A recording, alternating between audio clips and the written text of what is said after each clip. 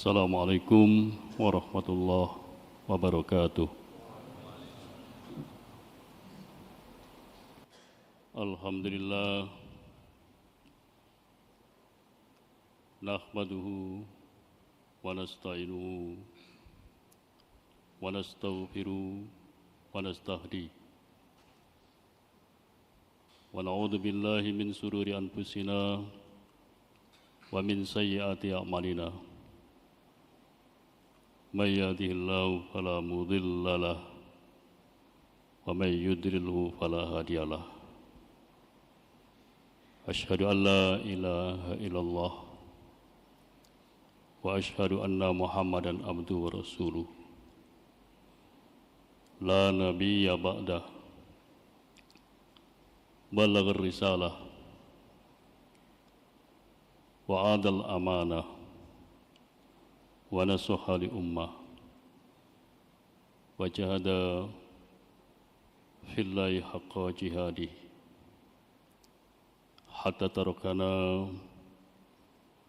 ala mahajatil bayda'u layluha kanahariha la yanzigu anha ila halik. Allahumma salli wa sallim wa barik ala Muhammadin wa ala alihi wa ashabihi ajma'in. Ayuhan nas ittaqullah, ayuhan nas ittaqullah, ittaqullah ta'ala fis sirri wal alan wa hafidhu ala anfusikum fi jami'il halati fi khuduril jum'ati wal jamaah.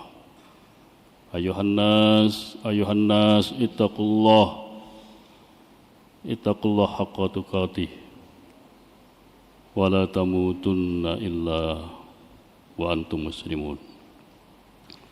Wa qala ta'ala fi kitabil karim, a'udzu billahi minasy syaithanir rajim. Ya ayyuhalladzina amanu dukhulu fis silmi kaffah wa la tattabi'u khutuwatis syaitan innahu lakum aduwwum mubin. Masiral muslimin, sidang Jum'ah yang dimuliakan oleh Allah Subhanahu wa ta'ala. Mari kita terus bersyukur kepada Allah sebagai pencipta kita, pencipta alam semesta, yang telah mendidik, mengarahkan, memelihara, memberikan taufik dan hidayah kepada kita.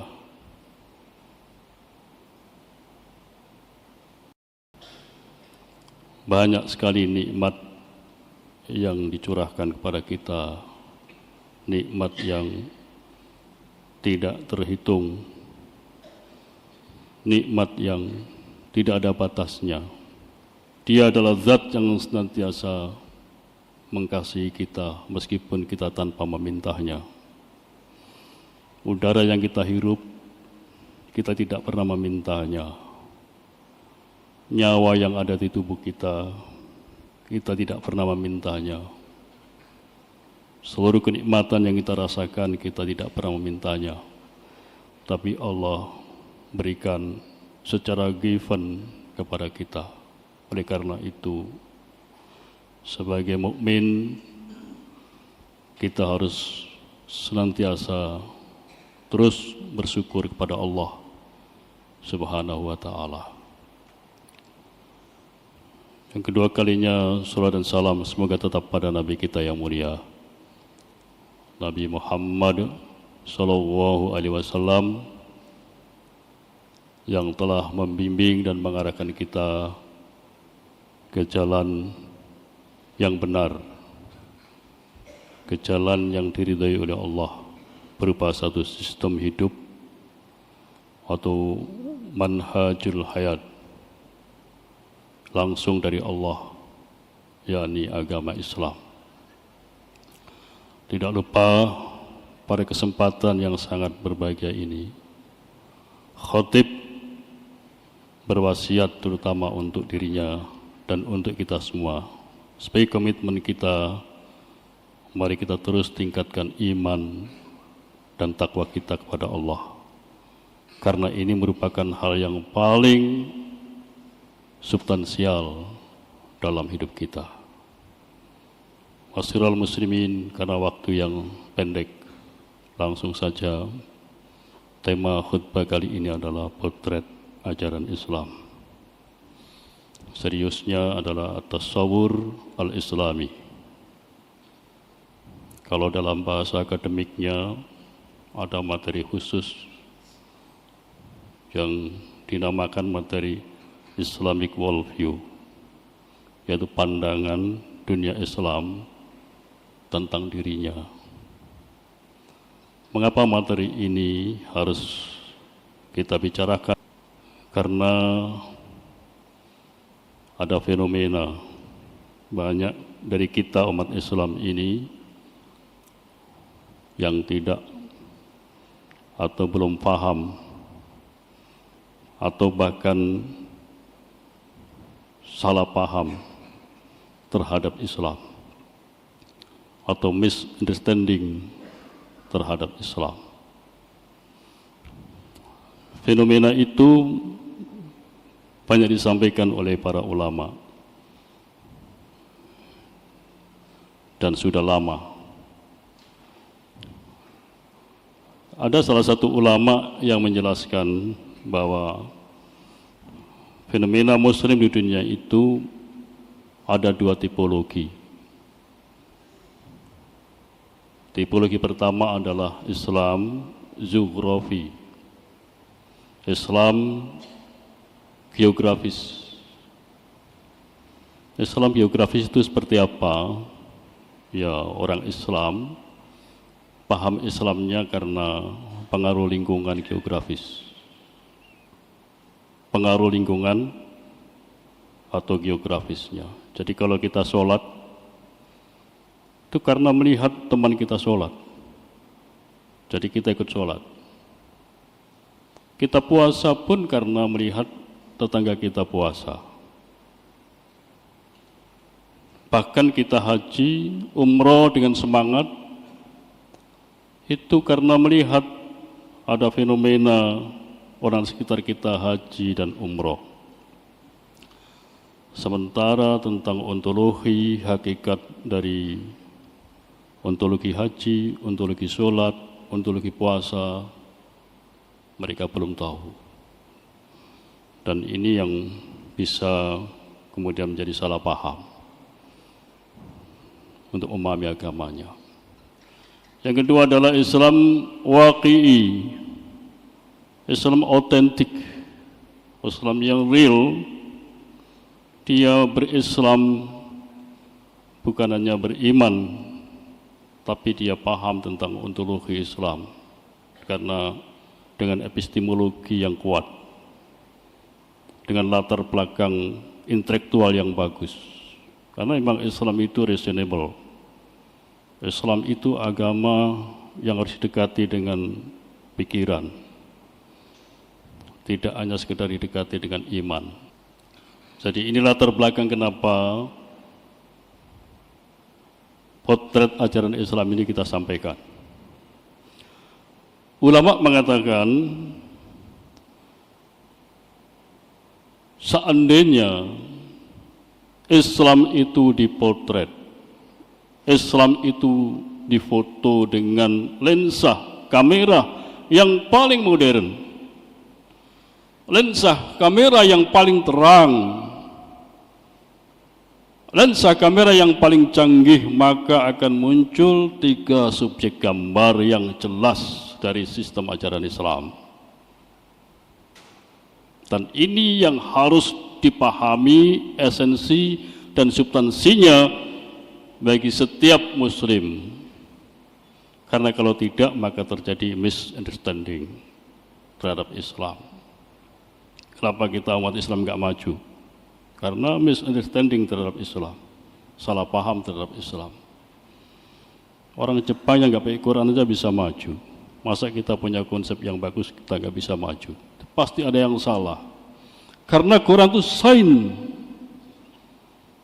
Karena itu banyak ilmu Allah yang diberikan kepada kita. Itu realitasnya. Jadi 3 gambar itu, pertama adalah konsep ajaran tauhid.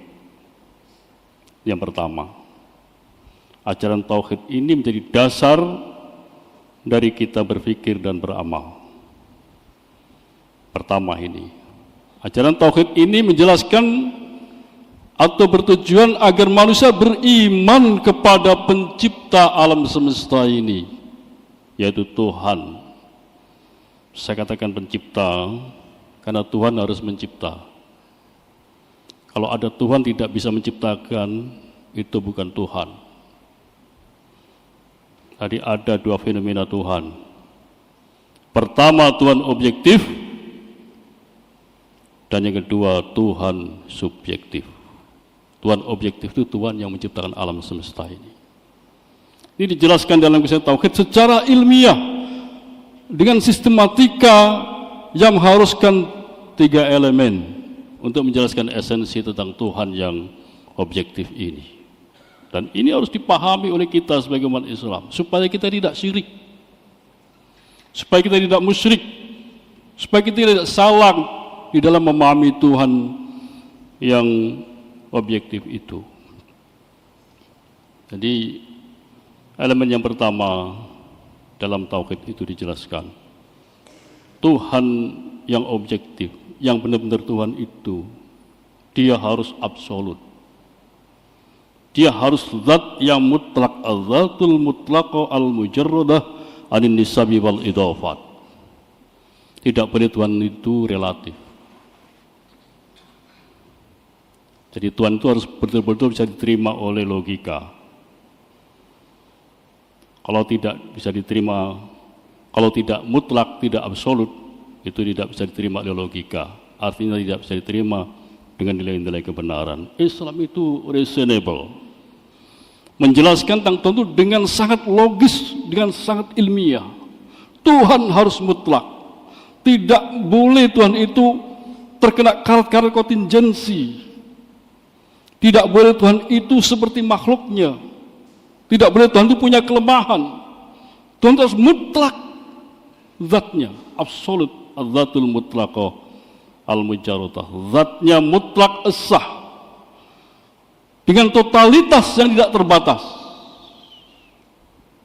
Itu Tuhan ada dalam konsep tauhid.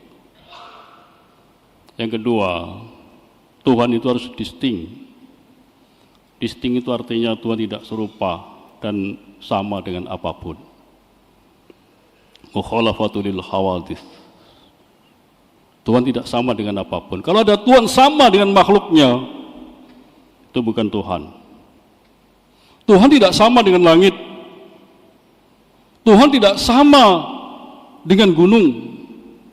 Tuhan juga tidak sama dengan manusia, apalagi dengan binatang. Mukhalafatul lil hawadits, harus distinct. Tuhan tidak menyamai atau menyerupai apapun. Yang ketiga, Tuhan itu harus unik. Unik itu artinya tidak ada yang setara dengannya. Walam yakullahu kufuwan ahad. Tidak ada yang setara dengan Tuhan apapun, karena semua itu makhluk ciptaannya. Karena itu tidak boleh kita musyrik. Dosa besar kalau kita ini menyekutukan Allah. Itu dasar berpikirnya. Itu konsep tauhid yang digagas oleh Islam. Itu harus diimani dan harus dipahami. Kita tidak mungkin bisa beriman tanpa tahu. Artinya berilmu. Kita tidak mungkin bisa beriman tanpa paham. Kita harus paham secara logika, baru kita menjadi beriman, terinspirasi, jadi tahu, paham, yakin, menjadi inspiring. Itu dakwah Nabi seperti itu. Bagaimana Nabi cara merubah bangsa Arab, tahwilul juhala ilal ma'rifah, tahwilul ma'rifah ilal fikri, tahwilul fikri ilal haraka, tahwilul haraka ilal natijah wa mardatillah. Luar biasa dakwah Nabi, bukan guyonan Nabi. dakwanya berguyon serius mentakwin. Yang kedua, gambaran kedua adalah syariah. Umat Islam harus paham dengan syariah, aturan-aturan hidup dari Allah yang diberikan kepada kita secara komprehensif. Tidak ada agama yang aturannya secara total komprehensif, tidak ada. Dari mulai yang terkecil sampai yang paling penting diatur oleh Islam. Itu syariah. Jadi orang Islam harus tahu syariah, jangan sampai tidak tahu syariah. Syariah itu tujuannya adalah ada dua, jalbul masalih wa daf'ul mafasid. Jadi syariah itu penuh dengan kebaikan-kebaikan. Apapun perintah Allah, apapun larangan Allah itu mempunyai fungsi aksiologi yang baik untuk manusia. Makanya Nabi itu kalau ada perintah Allah tanpa berpikir. Tidak boleh ada perintah Allah kemudian kita berpikir, dosa. Karena setiap perintah Allah itu ada maslahah. Kalau tidak kita akan rugi. Itu prinsipnya perintah Allah. Begitupun larangan Allah. Kalau ada larangan Allah pasti ada mafsadah. Kalau kita laksanakan kita pasti akan rusak. Jadi prinsip agama itu mencari maslahah. Prinsip ajaran Islam itu mencari maslahah, menghindari bahaya. Jadi dalam Islam itu bahaya harus dihindari. Yang ketiga adalah konsep akhlakul karimah. Jadi ini adalah parameter Islam. Jadi kalau kita ingin tahu Islam cuma tiga itu. Satu akidah, dua syariah, tiga akhlakul karimah. Tiga hal ini harus dipahami. Landasan kita berpikir, landasan kita berbuat harus dari tiga hal ini. Dari akidah, syariah, dan akhlak Islam. Tidak boleh apapun yang kita lakukan, kita pikirkan melanggar salah satu dari tiga hal ini. Termasuk budaya dan peradaban. Apapun budaya yang kita hasilkan, yang kita lakukan, tidak boleh bertentangan dengan akidah. Tidak boleh bertentangan dengan syariah. Tidak boleh bertentangan dengan akhlakul karimah. Itu intinya. Jadi tidak ada sinkritisme, mencampur aduk antara agama dengan tradisi yang tidak selaras. Ini hebatnya Islam. Jadi Islam itu agama yang punya prinsip, agama yang logis. Dalam kesempatan ini jelas ini adalah parameter yang kita harus menggalinya. Kalau kita tidak bisa menggali ini, saya yakin Islam kita tidak akan bisa kafah. Padahal perintah Allah, ya ayyuhalladzina amanu udkhulu fis-silmi kafah. Berislam itu harus kafah, totalitas, secara komprehensif, menyeluruh, memahami konsep akidah. Jadi pertama memahami konsep akidah dengan baik, sehingga akidah kita akidah sahihah. Kenapa kita harus berakidah sahihah? Karena akidah itu sangat berpengaruh dengan pola pikir kita. Kalau akidah kita nyimpang, pasti pola pikir kita juga nyimpang. Kalau akidah kita nyeleweng, pola pikir kita pasti nyeleweng. Makanya akidah ini penting, syariah juga sangat penting. Akhlakul karimah juga sangat penting. Saya rasa ini khutbah singkat yang dapat kami sampaikan. Mudah-mudahan kita semua dapat mendapatkan potret atau gambaran dari ajaran Islam ini dengan secara baik. Barakallahu li wa lakum bil Qur'anil azim wa nafa'na wa iyyakum bima fihi minal ayati wa dzikril hakim. Aqulu qouli hadza wa astaghfiruhu innahu huwal ghafurur rahim.